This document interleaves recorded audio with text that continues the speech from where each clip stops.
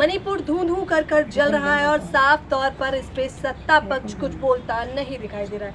फिर वो चाहे मंत्री का घर हो या आम जनता, कोर्ट के एक फैसले ने किस प्रकार से मणिपुर को खाक में मिला दिया है। इस वक्त मेरे साथ मौजूद हैं जाने माने प्रवक्ता। इनका एक मुख्य मुद्दा ये है कि आखिरकार मन की बात में तमाम बातें तो करते हैं मोदी जी, लेकिन मन की बात में मणिपुर की बात क्यों नहीं की जा रही है। चलिए सीधे तौर पर बातचीत करते हैं। दोस्तों नमस्कार, मैं हूं भूपेंद्र रावत। हमारे देश के अंदर आप सब लोग जानते हैं कि मणिपुर में 3 मई से कुकी और मैतेई संघर्ष जातियों के बीच में संघर्ष चल रहा है। 100 से ज़्यादा लोगों की जान चली गई है। वहाँ पर आपने देखा एम्बुलेंस में माँ और बेटे को भी जिंदा जला दिया गया था और 200 से ज़्यादा चर्च और 100 मंदिर जलाए गए।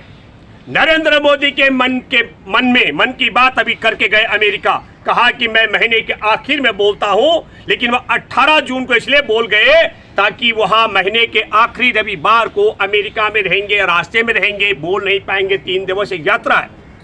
तो इसका मतलब बड़ा साफ है कि हमारे देश के एक राज्य में जहां पर जातीय संघर्ष चल रहा है, मैतेई समुदाय के बीच में कुकी समुदाय के लोग जा पाने की हिम्मत तय कर रहे हैं। कुकी समुदाय के बीच में मैतेई समुदाय के लोग जा पाने की हिम्मत तय कर रहे हैं, लेकिन नरेंद्र मोदी ने इस पर एक शब्द नहीं बोला।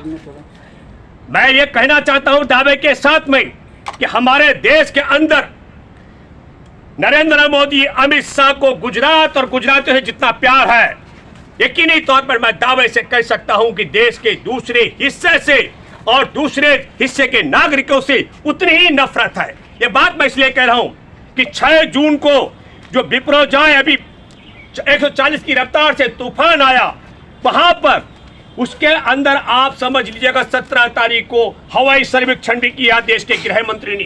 एक एक आंकड़े दिए। 1,08,200 नागरिकों को और 73,000 पशुओं को सुरक्षित ठिकाने पर पहुंचाया गया और उसकी चेतावनी से लेकर के और राहत तक पूरा किताबें पूरे डॉक्यूमेंट्स किया जा रहा है ताकि देश भर में प्रचार प्रसार किया जाएगा। देखो गुजरात को नरेंद्र मोदी ने बचा लिया। 140 से रफ्तार आपको मानना पड़ेगा तूफान की, इससे तेज तो गाड़ियां चलती हैं। हम इसलिए कह रहे हैं कि इस पूरे मसले पर मणिपुर के विषय में एक और चौंकाने वाली बात है।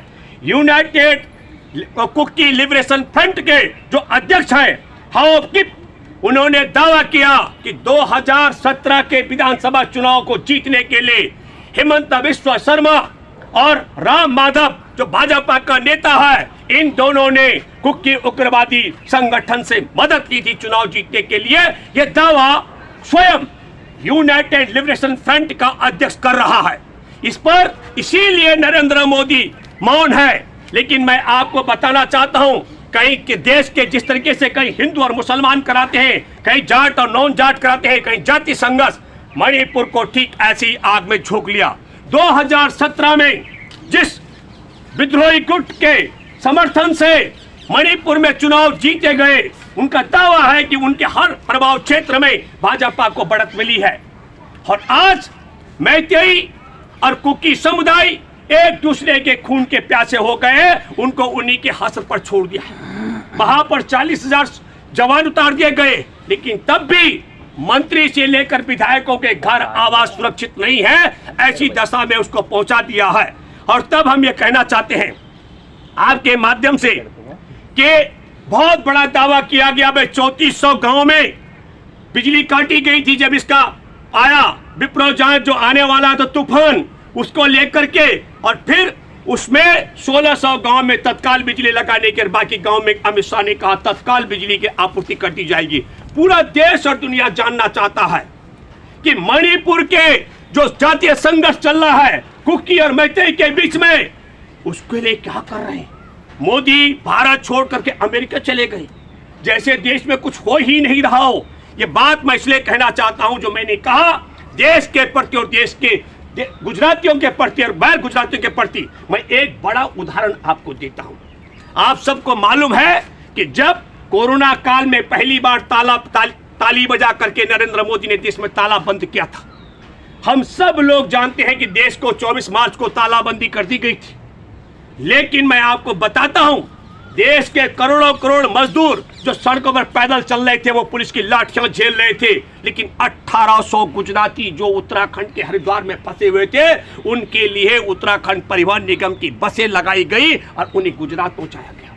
ये अंतर हमारे देश के नागरिकों को समझना चाहिए। मैं भूपेंद्र रावत हूं, नरेंद्र मोदी नहीं हूं, कोई संघ से जुड़ा अफवाहबाज नहीं हूं। प्रामाणिक तौर पर आप देख सकते हैं उत्तराखंड के तत्कालीन जो मंत्री थे, परिवहन मंत्री, उसको भी मालूम नहीं था आर्य जी को, उनको यह जानकारी नहीं थी कि उत्तराखंड परिवहन की बसें किसके आदेश से गुजरात जा रही है। और जब गुजरात से वह बसें वापस आ रही थी उसमें 95 के करीब उत्तराखंड के लोग बैठे इस उम्मीद के साथ कि ये उत्तराखंड वापस जा रही है।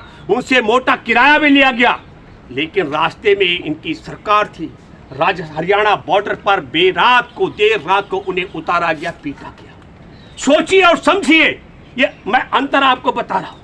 अभी 140 की रफ्तार से अभी जो तूफान आया, चक्रवात आया, उसके लिए कहा जा रहा है कि देखो मोदी जी ने बचा लिया, देश में गाड़ियां इससे भी तेज रफ्तार से चलती हैं। इतना ताकतवर नहीं था, इतना शक्तिशाली नहीं था, लेकिन इस पूरी क्रोनोलॉजी को आप समझिए। आपदा में अवसर नरेंद्र मोदी के अहम सहयोगी अमित शाह ने ऐलान कर दिया कि इसके जब हमने चेतावनी दी तब से लेकर के और चक्रवात के शांत हो जाने के बीच में जो राहत कार्य हमने किया है, राहत कार्य में क्या किया, 1,08,208 नागरिकों को सुरक्षित ठिकाने पर और 73,000 पशुओं को। अब आप देखिए कि गुजरात के पशु की भी गणना होती है, लेकिन अगर हम पूछें कि बताओ अमित शाह, मणिपुर में कितने हजार लोग बेघर हो गए हैं, कितने लोग मारे गए हैं, कितने मंदिर और चर्च जलाई गई है, तोड़ी गई है, नष्ट कर दी गई है, तो अमित शाह के पास जवाब नहीं है, जानकारी नहीं है। दूसरे राज्य के गैर गुजरात राज्य में लोगों के जीवन के साथ में भी इस प्रकार का ढेर हो रहा है, कौन संभालेगा मणिपुर को? अच्छा, मुआवजा देने की तो बातें कही जा रही है ना, मुआवजा मिलेगा। मतलब तुम्हारा ये कहना है, ये पत्रकार कह रही है कि कोई बात नहीं है, मणिपुर में कुकी मैतेई को और मैतेई कुकियों की हत्या करें और नरेंद्र मोदी की सरकार सिर्फ मुआवजा बांटने का काम करेगी। ये सरकार का काम है क्या? अरे सरकार का पहला काम है 3 मई को जिस समय जातीय संघर्ष शुरू हुआ था, ईमानदारी की बात है कि तत्काल राहत को गृह मंत्री को पहुंचना चाहिए था, लेकिन गृह मंत्री 27 दिन बाद पहुंचता है। 30 मई को देश को जानना चाहिए ये तड़ी पार रह चुका गृह मंत्री, मैं तड़ी पार कह रहा हूं। थोड़ा सा भी अगर शर्म होती, थोड़ा सा भी समझ होती, देश के प्रति कुछ भी मन में श्रद्धा होती, मणिपुर के नागरिकों के प्रति कुछ इच्छा होती, तो मणिपुर को बचाने की कोई इच्छा शक्ति होती तो गृह मंत्री सारे काम धाम छोड़ करके वहां पहुंचते। लेकिन गृह फैसला तो कोर्ट का था, तो ठीकरा सारा का सारा सत्ता पक्ष पे नहीं। आप तुम ये कहना चाहते हो कि कोर्ट ने कहा कि कोर्ट ने कहा कुकी समुदाय के लोग मैतेई समुदाय के लोगों को और मैतेई समुदाय के लोग कुकी समुदाय के लोगों की हत्या करें। मैं फिर कहना चाहता हूं, 2017 में उस विद्रोही गुट के नेता यूनाइटेड कुकी लिबरेशन फ्रंट के मदद भाजपा सरकार माने तब हेमंत बिस्वा शर्मा और राम माधव ने ली थी, और यह बात पब्लिक डोमेन में है। अगर नहीं है तो जांच होनी चाहिए, इसकी निष्पक्ष जांच होनी चाहिए, निष्पक्ष जांच। और मैं तो कहता हूं कि उग्रवादी गुट के साथ मिलने संबंध बनाने पर असम के मुख्यमंत्री और राम माधव पर देशद्रोह का मुकदमा बनाया जाना चाहिए। पहले इन्होंने कुकी गिरोह को साथ लिया, कुकी के जो लिबरेशन फ्रंट है उसको साथ लिया, इधर मैतेई वालों को साथ लिया। अब उनके दोनों हाथों में लड्डू हैं, कुकी वाले चाहे मैतेई को मारे, मैतेई वाले चाहे कुकी को मारे, दोनों हाथों में उनके लड्डू हैं। मैं ये बात इसलिए कह रहा हूं क्योंकि भाजपा की सरकार, मोदी सरकार ने मणिपुर की जनता को, मणिपुर के लोगों की दशा पे छोड़ दिया है। मैं मणिपुर में तमाम सामाजिक कार्यकर्ताओं से, वहाँ के राजनेताओं से, वहाँ के नौकरशाहों से, वहाँ के बुद्धिजीवियों से, वहाँ के किसान और आम नागरिकों से, वो कुकी समुदाय के हों, मैतेई समुदाय के हों और तमाम दूसरे समुदाय के लोगों, मैं आपसे अपील करता हूँ, ये इनका चरित्र है। बिना खून खराबे के भाजपा आरएसएस का किसी भी राज्य में टिक पाना संभव नहीं होता है। जैसे गुजरात में 2002 के दंगे नहीं होते तो भाजपा इतने लंबे समय तक वहां पर विराजमान नहीं होती।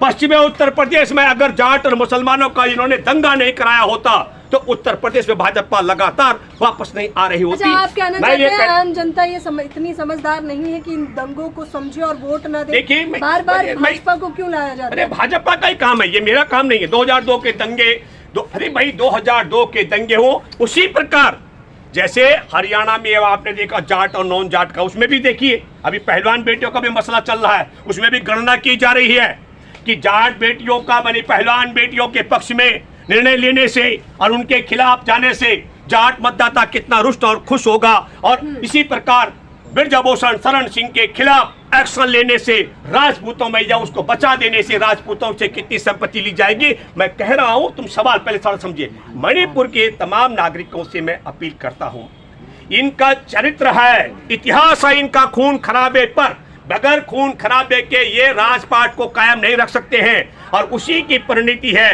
कि कुकी समुदाय और मैतेई समुदाय को वहां लड़वा करके नरसंहार भाजपा सरकार करवा रही है। वहां जाने में 27 दिन का समय लगा गृह मंत्री को। प्रधानमंत्री जलता हुआ मणिपुर छोड़ करके अमेरिका जा चुके हैं। इसलिए मैं आप सब मणिपुर के नागरिकों से अपील करता हूं और देशवासियों से अपील करता हूं, आपके सामने दूध का दूध और पानी का पानी है। जब तालाबंदी हुआ था पहला लॉकडाउन में, तब किस तरीके से देशवासियों को कुत्तों की तरह पीटा जा सड़कों पर, और गुजरात के 1800 लोगों को बसों में पहुंचाया गया। और अभी जो 6 जून को वहां पर चक्रवात तूफान आया, उसमें कोई हाथाहाथ नहीं हुआ। गृह मंत्री वहां दौरे लगा रहे और अपने गाल बजा रहे, हमने गुजरात को बचा लिया, लेकिन मणिपुर को मणिपुर के हवाले छोड़ा गया। यह षड्यंत्र है। इसलिए मैं सबसे अपील करता हूं कि शांति के लिए सब लोगों को, कुकी समुदाय मैतेई समुदाय को आगे आना चाहिए।